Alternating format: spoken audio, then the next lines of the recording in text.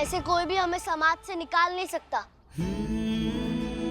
असामाजिक लोग समाज से निकलते हैं, लेकिन हमारा घर तो मंदिर है और मंदिर को समाज के अंदर होना चाहिए। लेकिन ऐसे समाज के ठेकेदारों को समाज के बाहर होना चाहिए। अटल!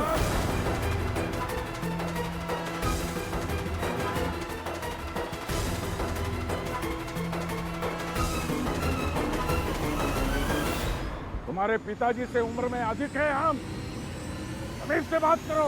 सुदर्शन त्रिपाठी जी, अगर तक कमजोर हो जाए तो हार मान लेनी चाहिए, ना कि ऐसे उम्र का शस्त्र उठाना चाहिए।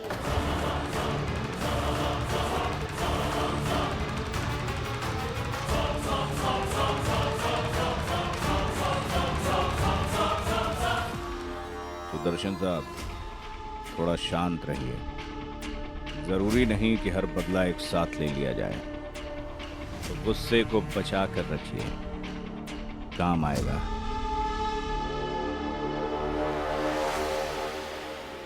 इतना दिमाग चलाते कहाँ से हो, जरा बताओ मुझे।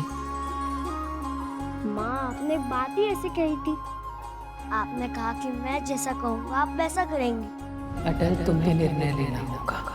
जो तुम कहोगे वो करेंगे। आपने इतनी बड़ी जिम्मेदारी दे दी तो मुझे पूरी करनी ही पड़ी। कितनी सहजता से कह दी तुमने ये बात, लेकिन मुझे भरोसा था कि जो बात मैं तुम्हें समझा रही हूँ उसकी गहराई को समझ के तुम समस्या का समाधान निकालोगे। और बहुत खुशी है इस बात की अटल कि तुमने जिम्मेदारी निभाई। आज एक और बात सीखोगे।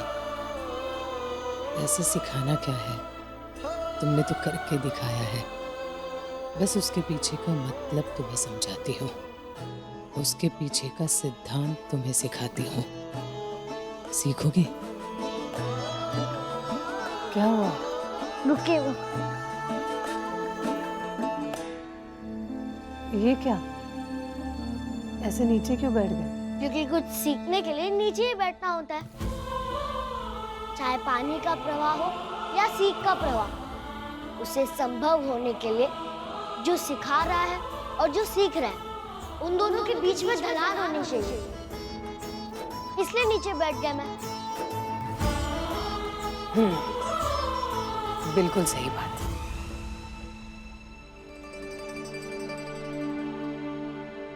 देखो अटल, हमेशा एक बात याद रखना। कौन सी बात? अटल, आज एक भीड़ तुम्हें डराने आई, तुम्हें हराना चाह रही थी, लेकिन तुम भीड़ से नहीं लड़े। तुम भीड़ के पीछे जो ताकत थी उससे लड़े। बिल्कुल सही किया तुमने, क्योंकि भीड़ की अपनी कोई सोच नहीं होती, वो किसी और की सोच से चलती है। और इसीलिए भीड़ से शत्रुता करने में कुछ हासिल नहीं होगा। भीड़ को जो सोच, जो इंसान नियंत्रित कर रहा है, उससे मुकाबला करोगे तो कुछ हासिल होगा। समझे? हाँ माँ।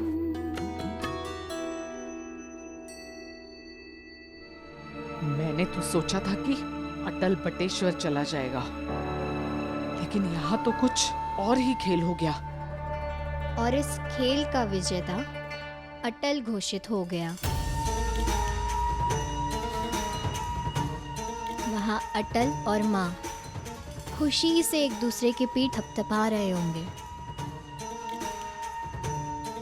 और यहाँ हमारा खून जल रहा है। मैंने एक बार कह दिया ना कि कृष्णा और अटल को बटेश्वर भेजूंगी तो भेजूंगी। लेकिन बुआ, कब?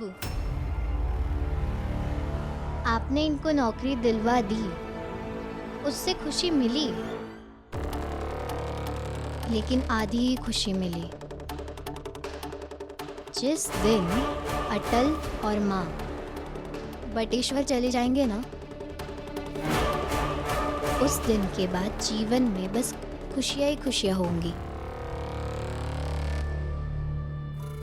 सुनो, तुम्हारे और अवध की शादी की सालगिरह इसी महीने है ना? हाँ, बस हफ्ते भर बाद। फिर ठीक है। तुम दोनों की शादी की सालगिरह का जश्न यहाँ मनेगा और वहां वो दोनों जा चुके होंगे। मेरा वादा है तुमसे।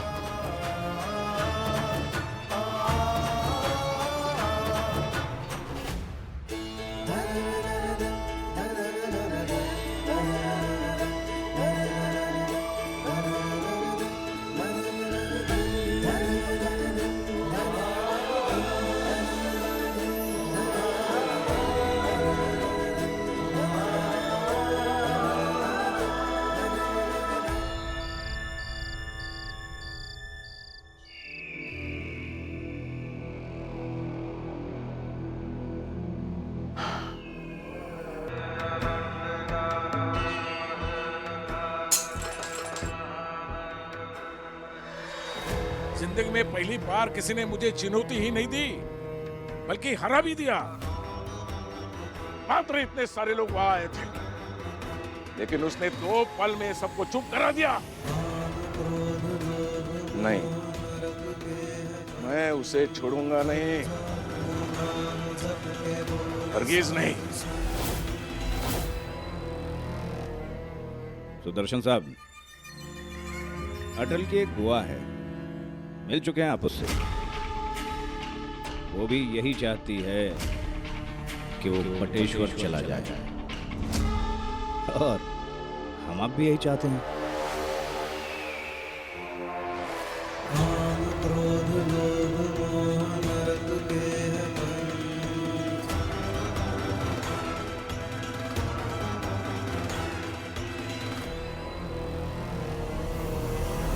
क्या सोच रहे हैं सुदर्शन साहब? सोच रहा हूं कुछ करते हैं और ऐसी बड़ी चाल चलते हैं जिसके कारण अटल को हमेशा के लिए ग्वालियर छोड़ना ही पड़ेगा।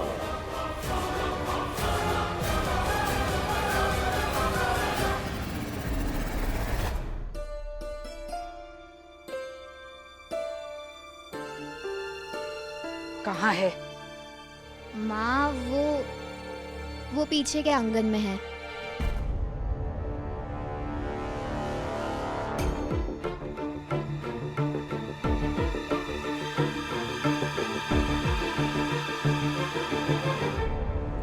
बड़ी चाल तो ठीक है, लेकिन कभी कभी छोटी मोटी चाल भी काम कर सकती है ना।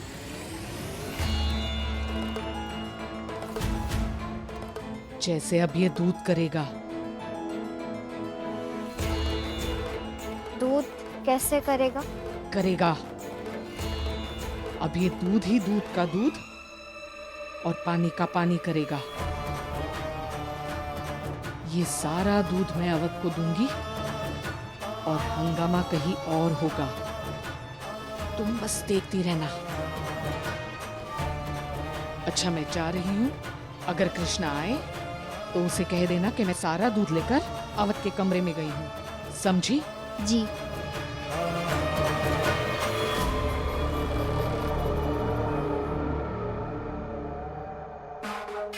वैसे बुआ जी है तो बड़ी चालाक। शायद ऐसी हरकतें वहां उनके घर पर करती होंगी, इसीलिए उन्हें निकाला होगा।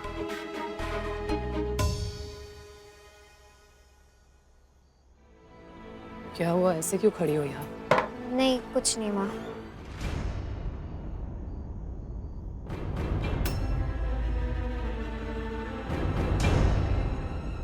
माँ, वो बुआ जी ने कहा था कि इसमें सभी के हिस्से का दूध है, लेकिन पता नहीं क्यों सारा दूध लेकर चली गई। कहा कि अटल के भैया को देना है। सारा दूध लेकर चली गई अवध को देने, और तुमने पूछा नहीं? क्योंकि अवध तुम्हारा पति है बस यहाँ खड़ी रही, रोका नहीं उन्हें।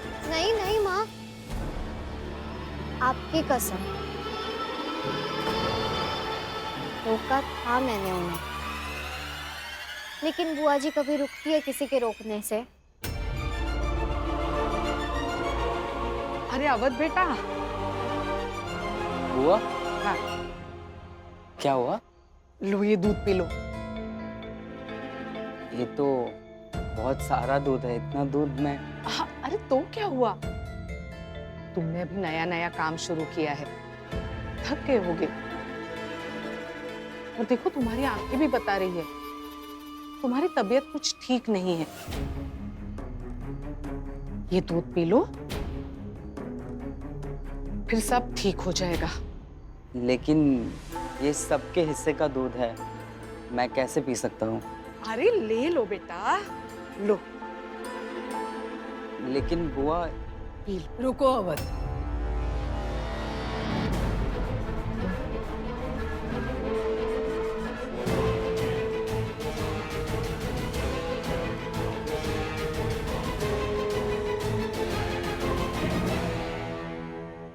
ऐसा क्या घूर रही हो मुझे?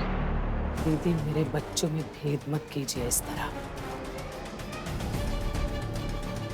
ये दूध सबके हिस्से का है, सब बराबर पिएंगे। क्यों? एक दिन भी अवध नहीं पी सकता? नहीं। कमाल है, बाहर वो लोग आए थे घर उजाड़ने के लिए, तो उस संकट के समय में भी तुम्हें अटल पर पूरा भरोसा था? हाँ बिल्कुल था, लेकिन भरोसा था तो उसमें जिम्मेदारी निभाई भी ना, बचाया ना पूरे परिवार को। तो फिर वैसा ही भरोसा तुम्हें अवध पर क्यों नहीं है? दीदी हाथ से दूध का पतीला ही छीन लिया। ठीक है, जो समझना है समझ लीजिए। अरे इसमें समझने वाली कौन सी बात है? तुम ये सब जो कह रही हो उसका मतलब तो यही है। हाँ यही है, यही है। अगर आप यही सुनना चाहती है तो वही सही।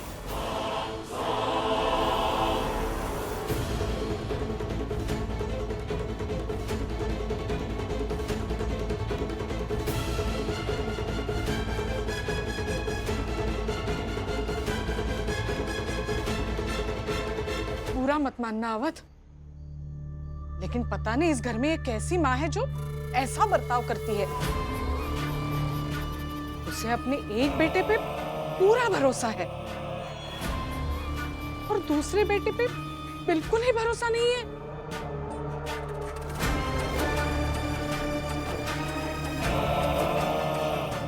और अवध, वो हल चलाने वाले बैल होते हैं ना, उन्हें भी सब खिलाया पिलाया जाता है। तुम तो अभी कमाने लगे हो और मुझे लगता है सबसे ज्यादा तुम ही कमाओगे।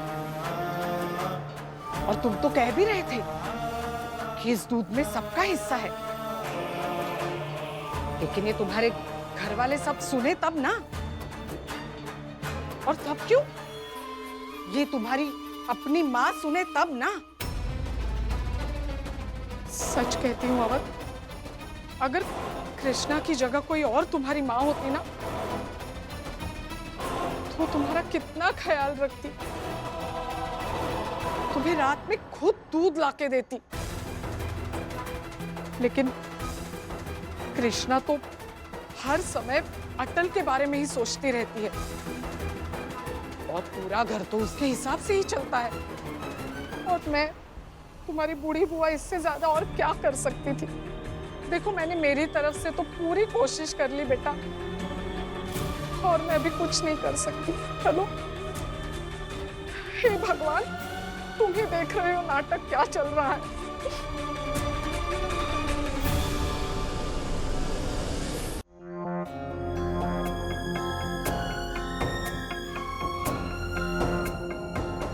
ये दूध सबके हिस्से का है, सब बराबर पिएंगे। एक दिन भी अवध नहीं पी सकता? नहीं, कितने गिर गए हो अब तुम, और गिरकर इतना नीचे पहुंच गए हो जहां से तुम्हें कुछ दिखाई नहीं दे रहा है। जो गलती की है उसका नतीजा निकलना चाहिए, और तुम तब तक यहाँ से नहीं हिलोगे जब तक कोई नतीजा नहीं निकलता।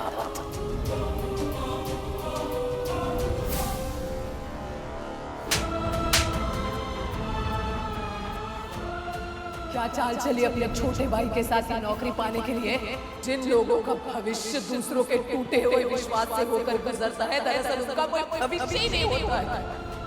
समझ लीजिए सब लोग मेरे बेटे अटल ने किसी से माफी नहीं मांगी है।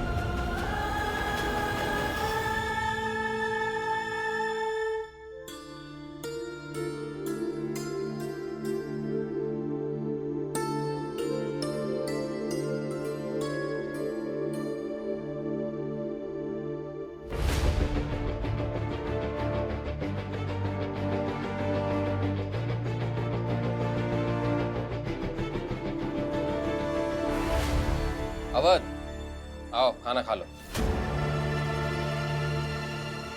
नहीं, मैं खाना नहीं खाऊंगा।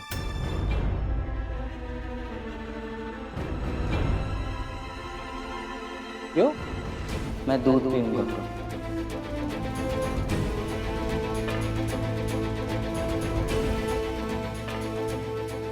और वो भी पूरा।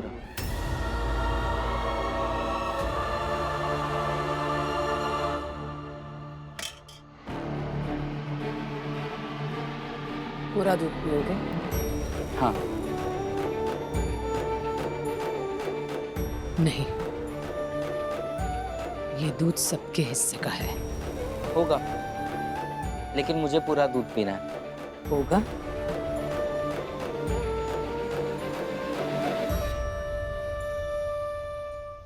ठीक है, नहीं मिलेगा पूरा दूध।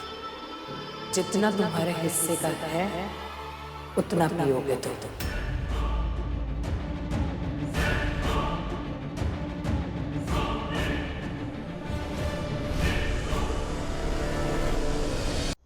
कृष्णा, दे दो ना।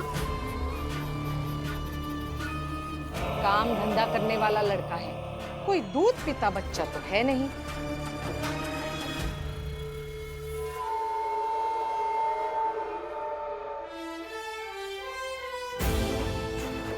सुना नहीं तुमने? नहीं पी।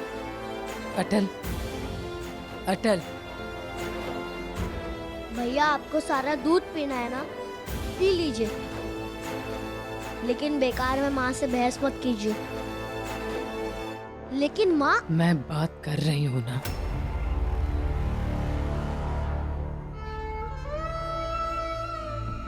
नहीं पियोगे तुम सारा दूध।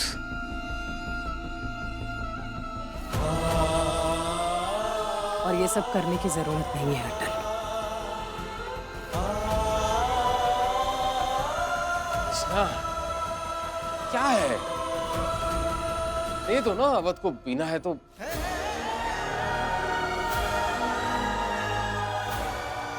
नहीं, मेरी तबीयत खराब है, इसके लिए खाने की जगह पे मैं दूध मांग रहा हूँ। आवाज नीचे।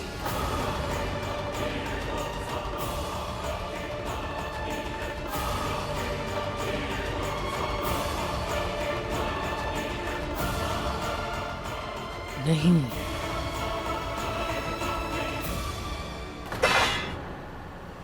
ये क्या बदतमीजी है?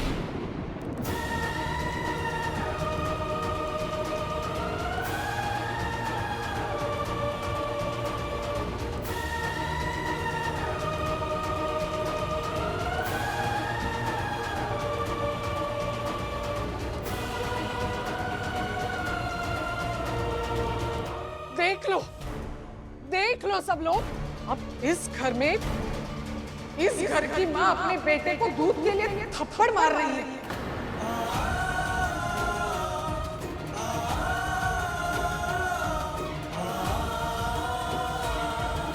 वो भी अपने जवान शादीशुदा बेटे को। हाँ, मारूंगी। जब जब मुझे गलत लगेगा वो मैं मारूंगी।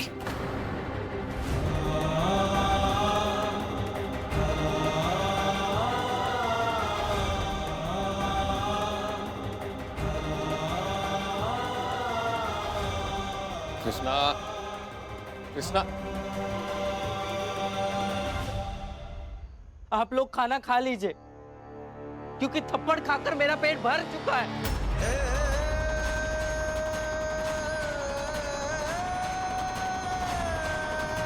अवध,